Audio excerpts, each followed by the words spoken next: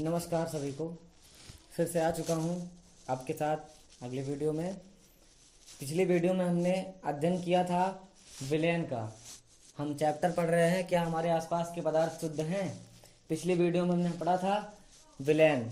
इसके बाद हमने कहा था कि अगली वीडियो में हम पढ़ेंगे विलयन के प्रकार। तो मैं उपस्थित हो गया हूँ और बिना समय गवाए शुरू करते हैं हम विलयन के प्रकार। ठीक है, तो विलयन हमने पढ़ लिया है। अब पढ़ना है हमें विलयन के प्रकार कि विलयन कितने प्रकार का होता है। ठीक है, तो विलयन जो होता है वो मेनली दो प्रकार का होता है। मुख्य रूप से दो प्रकार का विलयन होता है।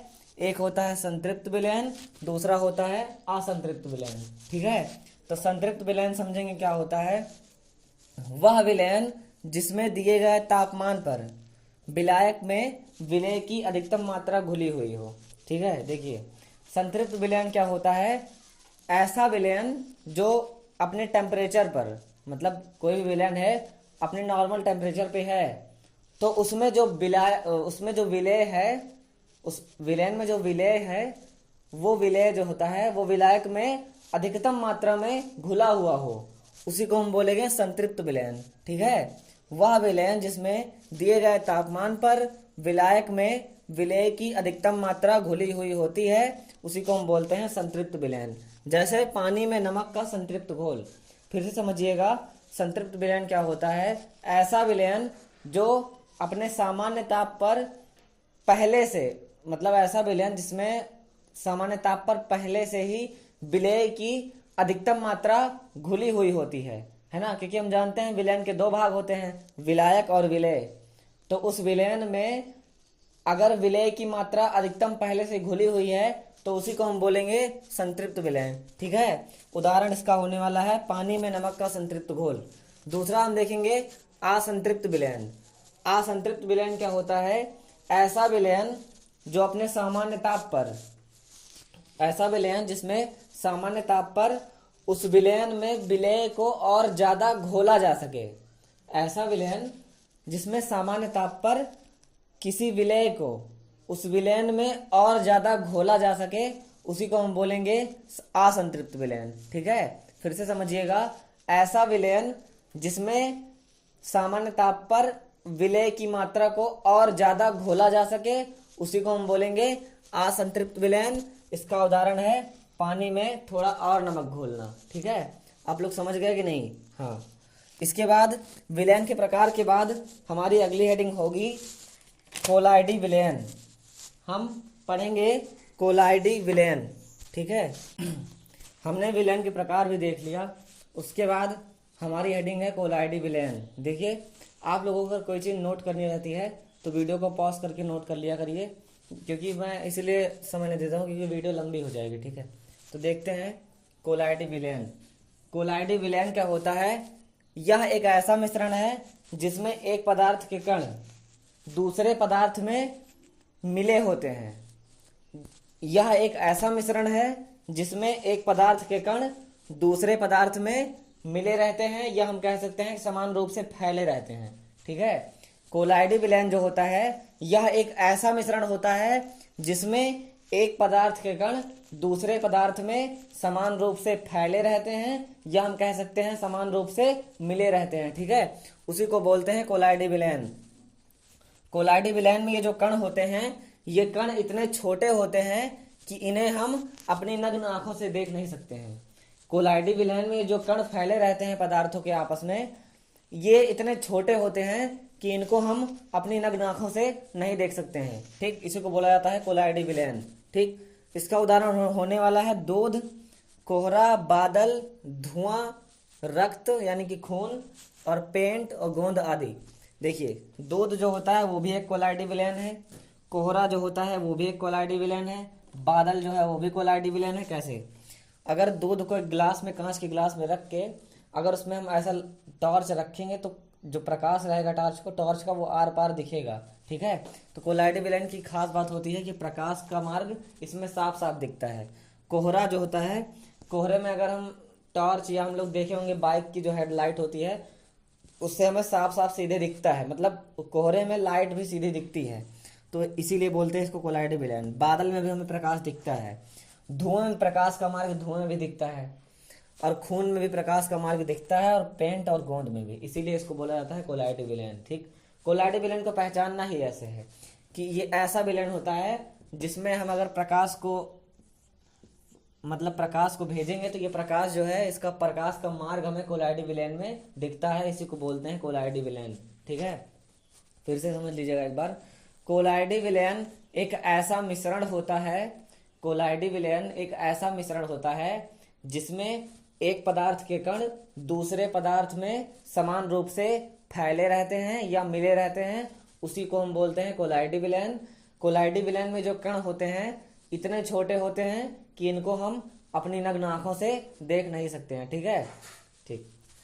इसके बाद हम कोलाइड विलेन के बाद पढ़ेंगे निलंबन। ठीक, तो आप लोग इसको नोट करिएगा। देख लेते हैं निलंबन को। ठीक, तो कोलाइड विलेन के बाद हम पढ़ेंगे निलंबन। देखिए, निलंबन जो होता है यह एक प्रकार का विषमांगी मिश्रण होता है ना। निलंबन जो होता है ये एक प्रकार का विषमांगी मिश्रण होता है जिसमें ठोस पदार्थ के कण, निलंबन जो है एक विषमांगी मिश्रण है जिसमें ठोस पदार्थ के कण किसी तरल में घुलते नहीं हैं बल्कि उसमें तैरते रहते हैं। जैसे हमने मान लीजिए कोई ऐसा मिश्रण लिया, विषमांगी मिश्रण लिया, जिसमें कि उस पदार्थ में अगर हम किसी भी चीज़ को घोलेंगे तो उसका जो कण होगा उसमें घुलेगा नहीं, उसमें तैरने लगेगा, तो उसी विलयन को हम बोलेंगे निलंबन, या उसी मिश्रण को बोलेंगे निलंबन। ठीक है, समझिएगा फिर से। मान लीजिए जैसे कि हमने अगर कोई मिश्रण लिया और उसमें अगर कोई चीज़ घोला, कोई पदार्थ, तो उस पदार्थ के कण अगर उसमें घुलने के बजाय तैरने लग गए, उस मिश्रण में अगर हमने कोई पदार्थ घोला और अगर उस पदार्थ के कण उसमें घुलने के बजाय तैरने लग गए तो उसी को हम बोलेंगे निलंबन। ठीक है, इस प्रकार से लिखा हुआ है कि यह एक प्रकार का विषमांगी मिश्रण होता है जिसमें ठोस पदार्थ के कण किसी तरल में घुलते नहीं हैं बल्कि उसमें फैले रहते हैं। समझ गए ना? यह एक प्रकार का विषमांगी मिश्रण होता है जिसमें ठोस पदार्थ के कण किसी तरल में घुलते नहीं हैं बल्कि उसमें फैले रहते हैं या तैरते रहते हैं। ठीक है, ये कण इतने बड़े होते हैं कि इन्हें हम आंखों से देख सकते हैं। जाहिर सी बात है, अगर उस पदार्थ का कण उस मिश्रण में तैर रहा है या उसी में मतलब घुला नहीं है तो हम आंखों से देख सकते ही हैं, क्योंकि अब उसमें तैर रहा है तो दिखेगा, तो जाहिर सी बात है ना। हाँ, तो इसीलिए लिखा है कि ये कण इतने बड़े होते हैं कि इन्हें अपनी आंखों से हम देख सकते हैं। ठीक, उदाहरण में जैसे पानी में मिट्टी अगर हम घोलते हैं तो अगर ऐसे पानी में मिट्टी घोल के उसको कस के चला दीजिए, उसको बोला जाता है झंझात। हाँ, जैसे चला देंगे उसको तो वो झंझात अवस्था होती है उसकी, घूमता रहता है उसमें। तो एक समय जब वो मिश्रण स्थिर हो जाएगा तो आप देखेंगे कि जो मिट्टी का कण होगा वो मिट्टी नीचे बैठ जाएगी, है ना। पानी में मिट्टी नीचे बैठ जाएगी। और पानी में रेत, अगर पानी में बालू को हम घोलते हैं तो घोलने के बाद छोड़ देंगे उसको, कुछ देर तक घूमता रहेगा, लेकिन एक समय बाद जब वो मिश्रण जब शांत होगा तो बालू सारी जो होगी वो नीचे बैठ जाएगी, है ना। तो इसी को बोला जाता है निलंबन। ठीक, इसके बाद हम इस लेसन की सबसे लास्ट हेडिंग पढ़ेंगे, भौतिक परिवर्तन और रासायनिक परिवर्तन। तो जल्दी से आप लोग उतार लीजिए, उसके बाद हम पढ़ते हैं ये दोनों भी और चैप्टर को करते हैं ख़त्म। चलिए देखते हैं ये हमारे चैप्टर की आखिरी हेडिंग्स होने वाली हैं, भौतिक परिवर्तन और रासायनिक परिवर्तन। ठीक, समझिएगा। देखिए, भौतिक परिवर्तन होता क्या है। परिवर्तन मतलब होता है बदलाव। ठीक, परिवर्तन मतलब होता है बदलाव, हम सबको पता है। और भौतिक परिवर्तन मतलब होता है कि केवल बाहरी बदलाव। जैसे हम अगर कह दें कि हमारे अंदर भौतिक परिवर्तन हुआ है तो हम केवल परिवर्तन ऐसे होगा, अगर लंबे हैं तो और लंबे हो जाएंगे, दुबले हैं तो मोटे हो जाएंगे, या मोटे हैं तो दुबले हो जाएंगे। ऐसे भौतिक मतलब केवल बाहरी परिवर्तन होता है। ठीक है, उसी को हम बोलते हैं भौतिक परिवर्तन। ठीक, अब इसके हिसाब से भौतिक परिवर्तन क्या होता है वो देखते हैं। कह रहा है कि वह परिवर्तन जिसमें पदार्थ के केवल भौतिक गुण, वह परिवर्तन भौतिक परिवर्तन की बात कर रहा है। वह परिवर्तन जिसमें पदार्थ के केवल भौतिक गुणों जैसे आकार, अवस्था और रंग में बदलाव होता है, उसी को हम बोलते हैं भौतिक परिवर्तन। वह परिवर्तन जिसमें पदार्थ के केवल भौतिक गुणों जैसे कि आकार, अवस्था और रंग में बदलाव होता है, उसी को हम बोलते हैं भौतिक परिवर्तन। क्योंकि आकार क्या है, बाहरी संरचना है आकार, मतलब बाहरी बदलाव। अवस्था हम यहाँ पे हैं वहाँ हो जाएंगे, ऐसे खड़े हैं तो बैठ जाएंगे, अवस्था हो गया। रंग मतलब हम कोई गोरा है तो काला, काला है तो गोरा, इसी को बोलते हैं रंग बदलाव हो जाता है। अच्छा, इसमें इसमें गुण क्या होता है भौतिक परिवर्तन में, कि इस परिवर्तन में कोई नया पदार्थ नहीं बनता है। भौतिक परिवर्तन होता तो है, लेकिन भौतिक परिवर्तन होने के दौरान कोई नया पदार्थ नहीं बनता है। यही इसका पहला गुण है भौतिक परिवर्तन का। दूसरा है कि इसमें पदार्थ अपनी मूल अवस्था में वापस आ सकता है।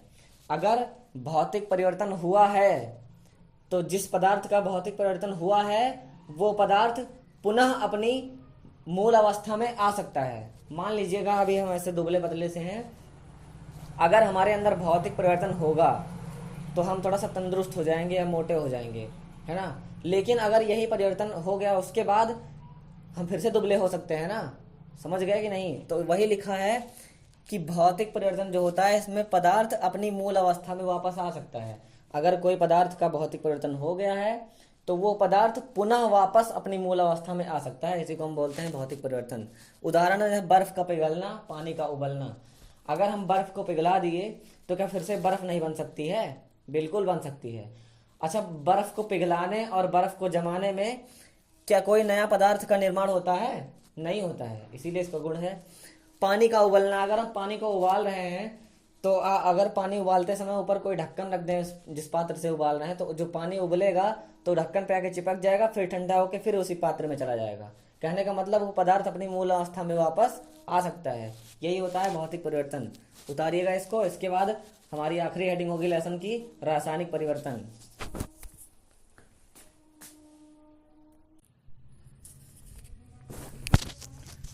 चलिए देखिएगा इसके बाद रासायनिक परिवर्तन क्या होता है। देखिए, भौतिक परिवर्तन हमने समझा कि जो बाहरी बदलाव होता है उसी को हम बोलते हैं भौतिक परिवर्तन। रासायनिक परिवर्तन ठीक उसी का उल्टा होगा, कि ऐसा परिवर्तन जिसमें आंतरिक बदलाव हो, मतलब वह परिवर्तन जिसमें कोई पदार्थ अपनी अंदर की अवस्था में बदलाव करे या अंदर की अवस्था में बदलाव हो, उसी को बोलेंगे रासायनिक परिवर्तन। ठीक, अब इसके हिसाब समझिएगा। वह परिवर्तन जिसमें एक या एक से अधिक नए पदार्थ का निर्माण होता है और पदार्थ का गुणधर्म पूरी तरह बदल जाता है। ठीक, कहने का मतलब है कि ऐसा बदलाव या ऐसा परिवर्तन जिसमें पदार्थ का गुणधर्म और संगठन पूरी तरीके से बदल जाता है ना। रासायनिक परिवर्तन ऐसा परिवर्तन है जिसमें पदार्थ का गुणधर्म पूरी तरीके से चेंज हो जाता है और इसमें एक या एक से अधिक नए पदार्थ का निर्माण होता है ना। रासायनिक परिवर्तन ऐसा परिवर्तन है जिसमें पदार्थ का गुणधर्म पूरी तरीके से चेंज हो जाता है और इस पदार्थ के परिवर्तन के दौरान जो पदार्थ है उससे एक या एक से अधिक नए पदार्थ का निर्माण होता है। ठीक, जैसे इसका गुण है कि इसमें नया पदार्थ बनता है। रासायनिक परिवर्तन जब भी होगा आप लोग याद रखिएगा कि रासायनिक परिवर्तन के दौरान नए पदार्थ का निर्माण जरूर होगा। दूसरा गुण है मूल पदार्थ वापस नहीं आ सकता है। रासायनिक परिवर्तन के दौरान जो हमारा मूल पदार्थ था वो पुनः हमें वापस नहीं मिल सकता है, ये बात भी ध्यान रखिएगा। अगर रासायनिक परिवर्तन हुआ, केमिकल चेंज हुआ, तो हमारा जो मूल पदार्थ है वो हमें वापस नहीं मिल सकता है, इसी को हम बोलते हैं रासायनिक परिवर्तन। ठीक, इसका उदाहरण है जैसे लोहे में जंग लगना, दूध से दही बनना, कागज या लकड़ी का जलना, भोजन का पाचन। अब समझिएगा एक एक करके। लोहे में जंग लगना, जैसे अगर कोई भी लोहा रखा हुआ है और उसमें अगर जंग लग गई तो क्या बताइए, वो लोहा पुनः अपनी मूल अवस्था में आ सकता है?